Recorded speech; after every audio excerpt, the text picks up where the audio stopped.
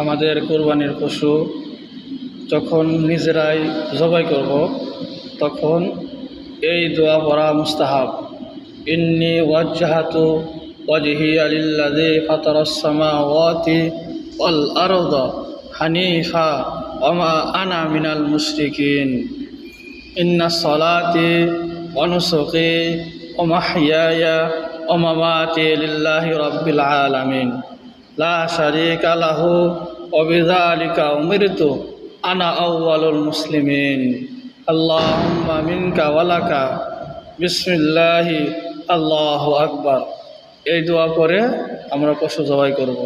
যারা এই দোয়া পারি না তারা বিসমিল্লাহি আল্লাহু আকবার অবশ্যই বলবো। অন্যথায় যদি আমরা ইচ্ছাকৃতভাবে বিসমিল্লাহ ছেড়ে দেই তাহলে আমাদের পশু খাওয়া হারাম হবে।